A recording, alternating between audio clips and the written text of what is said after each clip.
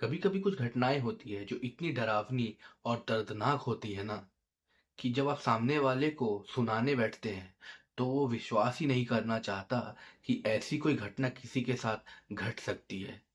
मगर वो घटना जिसके साथ घटी है वही जानता है कि उस घटना में उसे कितना दर्द पहुंचा है।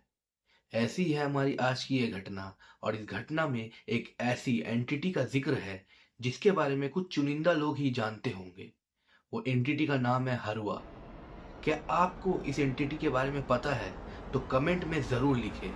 और अगर नहीं पता है तो मैं तो बताऊंगा ही। तो मैं हूं अभिषेक और आप सुन रहे हैं मेरे साथ हॉरर स्टोरीज। चलिए शुरू करते हैं। और कान में अच्छे से लगा ले अपना हेडफोन, क्योंकि हॉरर स्टोरी का मजा हेडफोन्स के साथ ही है।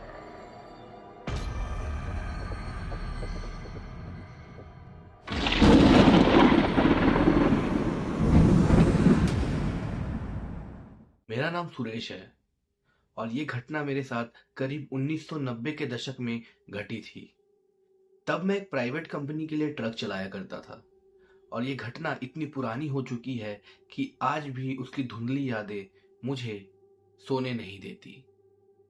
उस एंटिटी का चेहरा जब भी मेरे ख्वाबों में आता है मैं डर के मारे उड़ जाता हूँ। और आज भी यही सोचता हूँ कि उस रात को जो मैंने देखा था वो सच था या बस मेरी एक कल्पना थी। एक बरसात की रात हमें उत्तराखंड जाना पड़ा था कुछ सामान लाने के लिए। मेरे साथ एक हेल्पर भी था। उसे उत्तराखंड के पहाड़ी रास्तों के बारे में सब कुछ पता था। हमें सुबह होने से पहले उस छोटे से गांव में पहुंच के कुछ माल डिलीवर करना था। और हम रात के समय पहाड़ी रास्ते पे एकदम स्लो स्लो गाड़ी चला के जा रहे थे, क्योंकि अगर मेरे से कोई भी गलती होती तो मैं और मेरा ट्रक दोनों खाई में होता। तभी जब हम एक पहाड़ी पे चढ़ रहे थे तभी हमें एक सामने इंसान दिखता है जो अपने हाथ में थैला लेके रास्ते के बीच से चल रहा था।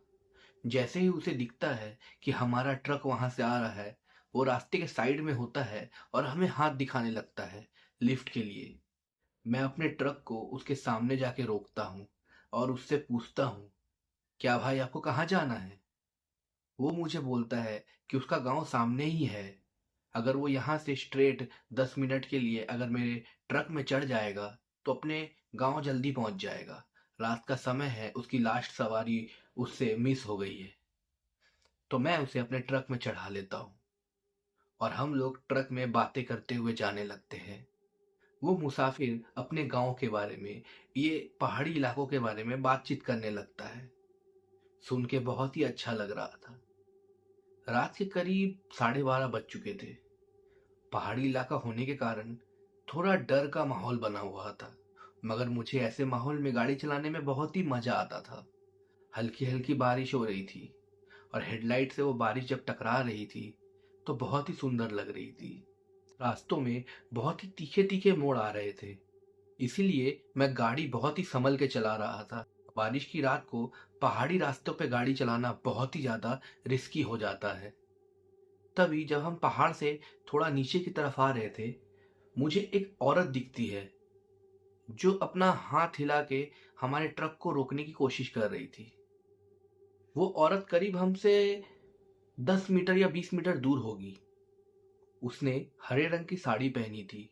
उसके दोनों हाथों में हरी हरी चूड़ियां थी, मगर उसका चेहरा हमें दिख नहीं रहा था, क्योंकि शायद बारिश से बचने के लिए उसने अपना चेहरा नीचे की ओर किया हुआ था। जब मेरा हेल्पर ये देखता है तो मुझे बोलता है कि उस औरत की हमें मदद करनी चाहिए, क्योंकि रात के समय आसपास कोई भी गांव नहीं है और अगर हमने उसकी मदद नहीं की तो वो शायद अपने गांव तक नहीं पहुंच पाए और उसके साथ कुछ अनहोनी ना हो जाए। तभी मैं देखता हूँ हमारे साथ वो जो गांव वाला आदमी था वो थोड़ा डरने लगता है। वो अपनी आंखों को नीचे कर लेता है और डरते हुए स्वर में हमसे कहता है, आप गाड़ी मत रोकिए, गाड़ी मत रोकिए, आप गाड़ी चलाते रहिए। मुझे ये समझ में आ रहा था कि ये इंसान शायद उस औरत को जानता है और उस औरत के साथ कुछ पंगा होगा, इसीलिए ऐसा बोल रहा है। मैंने उससे कहा कि अगर हम उसकी मदद नहीं करेंगे तो कौन करेगा इतनी रात को, और ये पहाड़ी इलाका है, यहाँ कुछ भी हो सकता है। वो डरते हुए बोलता है, मैं जो बोल रहा हूँ बस वो सुनिए, आपको गाड़ी यहाँ नहीं रोकनी है, आप गाड़ी लेके आगे चलिए, मैं आपको आगे चलते ही सब कुछ बता दूंगा, आप बस गाड़ी मत रोकिए। तभी मैं गाड़ी पे ब्रेक मारने ही वाला था, मगर पता नहीं मेरे मन में क्या आया, मैंने गाड़ी की ब्रेक नहीं मारी और उस औरत को पीछे छोड़ते हुए हम लोग आगे चले गए। जब उस औरत को हमने अपने ट्रक से पीछे छोड़ दिया था, तब वो गांव वाला आदमी अपना सर उठाता है और हमें एक ऐसी बात बताता है जिसको जानने के बाद हमें उस समय तो बस हंसी आ रही थी। वो बताता है कि ये जब पहाड़ी इलाके होते हैं ना, इसके जंगल झाड़ी में एक आत्मा घूमती है जिसको गांव वाले हरुआ नाम से जानते हैं। ये आत्मा भटके हुए लोगों को अपने तरफ आकर्षित करती है और उनके साथ चल जाती है। जब उनके गाड़ी में ये बैठती है, उसके थोड़ी देर बाद ही उनके गाड़ी का एक्सीडेंट हो जाता है और उनमें से कोई भी नहीं बच पाता। ये जो आत्मा है वो किसी का भी रूप ले लेती है, मगर रूप लेने के बावजूद भी इसका जो रंग होता है वो हरा ही होता है, इसीलिए गांव वाले इसे हरुआ बोलते हैं। वो जो औरत थी वो भी हरी ही रंग की थी, और अगर वो इंसान होती तो हमें आवाज तो देती।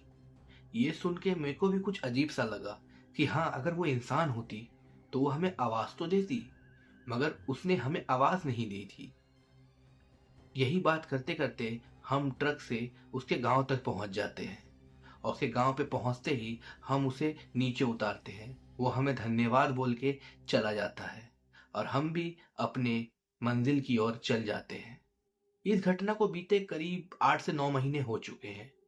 मेरे को आज वापिस उत्तराखंड के उसी गांव में जाना है जहां मैं उस दिन गया था, और आज मैं उसी रास्ते से जा रहा हूं जिस दिन मैं उस रास्ते से गया था। मगर आज मेरे साथ हेल्पर नहीं है, मैं अकेला ही हूं, मगर मुझे कोई डर नहीं लग रहा। वो कहानी मेरे दिमाग में तो घूम रही है, मगर मुझे लग रहा है कि वो आदमी ने मेरे साथ एक मजाक किया था। मगर तभी जब मैं उस पहाड़ी से नीचे आ रहा था तो देखा वहां बहुत सारे पुलिस वैन खड़ी है और पुलिस वाले खड़े हैं। तब मैं अपने ट्रक को रोकता हूँ और उनसे पूछने लगता हूँ कि यहाँ क्या हुआ है। तब एक हवलदार मुझे बताता है एक गाड़ी में 2-3 लड़के आ रहे थे और वो गाड़ी ऊपर से अचानक पूरी नीचे गिर गई और वो तीनों लड़के उसी में दब के कुचले गए और मर चुके हैं। जब मैंने उस गाड़ी को देखा तो उस गाड़ी की हालत बहुत ही खराब थी और वो तीनों लाशें उस गाड़ी के नीचे दबी हुई थी। पुलिस वाले भी उन लाशों को नहीं निकाल पा रहे थे। ये सब चल ही रहा था, तभी मेरी नजर सामने ही एक झाड़ी की तरफ जाती है जहां पे किसी की भी नजर नहीं जा पा रही थी, और मैं जो देखता हूँ वो देख के मेरी रूह कांप जाती है। मेरे हाथ पैर ठंडे होने लगते हैं। मुझे अभी भी याद है कि ठंड की उस रात में मुझे पसीने आ रहे थे। मुझे एक औरत खड़ी दिखती है जो पूरी हरी कलर की होती है। उसने हरे कलर की साड़ी पहनी थी, हाथ में हरे कलर की चूड़ी थी। उसका शरीर, उसका चेहरा सब हरा था। उसकी आंखें भी हरी हरी अंधेरे में चमक रही थी। मैं जैसे ही उसे देखता हूँ डर के मारे ट्रक में ही कांपने लगता हूँ। मुझे ऐसा लग रहा था कि वो मुझे अपने तरफ बुला रही है। मैं अजीब सा मंत्र मुग्ध हो गया था। मैं बस उसे ही देखे जा रहा था। तभी एक हवलदार आता है और मुझसे पूछता है कि मुझे कहाँ जाना है। तब मैं वापस आता हूँ और मैं उन्हें बोलता हूँ कि मैं तो सामने ही गांव में जा रहा हूँ, और मैंने अपने ट्रक को स्टार्ट किया और मैं वहां से निकल पड़ता हूँ। और जैसे ही मैं वहां से निकल रहा था, वो जो औरत थी वो बस मुझे ही देखे जा रही थी। मैंने अपने ट्रक की थोड़ी स्पीड बढ़ाई और मैं जल्दी से अपने गांव पहुंच चुका था। और वो गांव पहुंचने के बाद मैं ये सोचने लगा कि जो मैंने देखा था, क्या वो मेरी कल्पना थी या हकीकत में वो एक भूत था, हरवा। आपको क्या लगता है, क्या मेरी कल्पना थी वो, या ये सच में हुआ था? तो ये थी आज की कहानी। आपको ये कहानी कैसी लगी? आपको क्या लगता है कि सुरेश ने हरुआ को देखा था, या उसके दिमाग ने उसके सामने एक ऐसी इमेज सी बना दी जिसमें उसे झाड़ी के पास एक ऐसी औरत खड़ी हुई दिख रही थी जो पूरी हरी थी? क्या आप इस एंटिटी के बारे में जानते थे? मुझे कमेंट में जरूर बताएं। और अगर आपके पास कुछ कहानी है तो मुझे जरूर भेजिए। डिस्क्रिप्शन में मेरा नंबर है। और ये 2024 का लास्ट दिन है, तो happy new year in advance. और मिलते हैं आपसे 2025 में। तब तक के लिए बाय।